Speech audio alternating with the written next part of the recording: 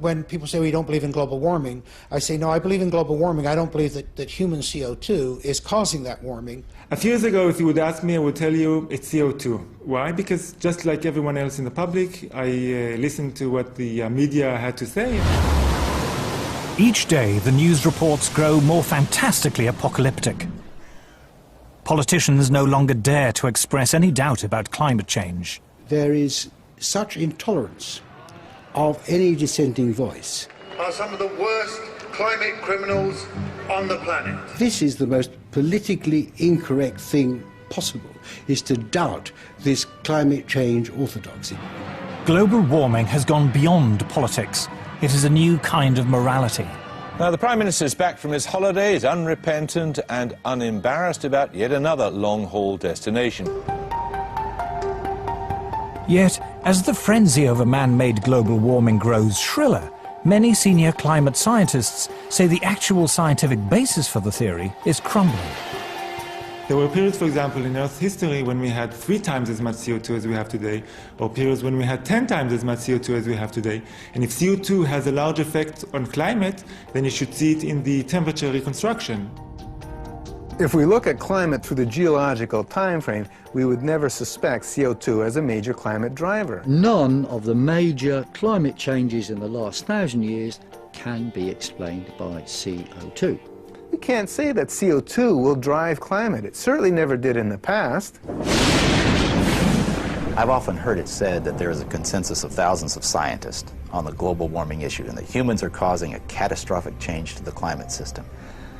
Well, I am one scientist, and there are many that simply think that is not true. Man-made global warming is no ordinary scientific theory. This morning, the Intergovernmental Panel on Climate Change made up of... It is presented in the media as having the stamp of authority of an impressive international organization. From the IPCC, the United Nations Intergovernmental Panel on Climate Change, or IPCC. The IPCC, like any UN body, is political. The final conclusions are politically driven. This claim that the IPCC is the world's top 1,500 or 2,500 scientists.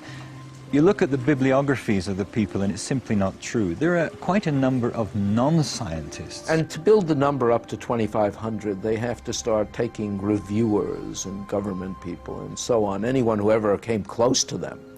And none of them are asked to agree. Many of them disagree. Those people who are specialists but don't agree with the polemic and resign, and there have been a number that I know of, they are simply put on the author list and become part of this 2,500 of the world's top scientists. People have decided you have to convince other people that since no scientist disagrees, you shouldn't disagree either. But that, whenever you hear that in science, that's pure propaganda. This is a story of how a theory about climate turned into a political ideology. See, I don't even like to call it the environmental movement anymore because really it is a political activist movement, and they have become hugely influential at a global level. It is the story of the distortion of a whole area of science.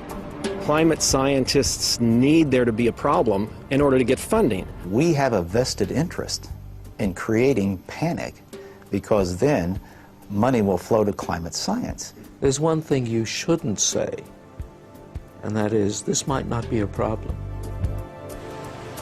It is the story of how a political campaign turned into a bureaucratic bandwagon. Fact of the matter is that tens of thousands of jobs depend upon global warming right now. It's a big business. It's become a great industry in itself. And if the whole global warming farrago collapsed, there'd be an awful lot of people out of jobs and looking for work. This is a story of censorship and intimidation.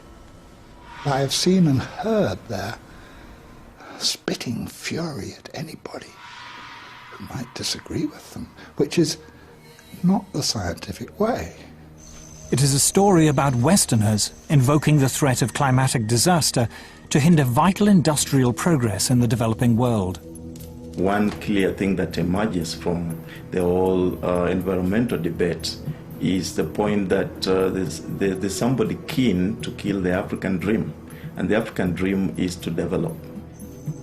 The environmental movement has evolved into the strongest force there is for preventing development in the developing countries. The global warming story is a cautionary tale of how a media scare became the defining idea of a generation. The whole global warming business has become like a religion. And people who disagree are called heretics. I'm a heretic. The makers of this program are all heretics.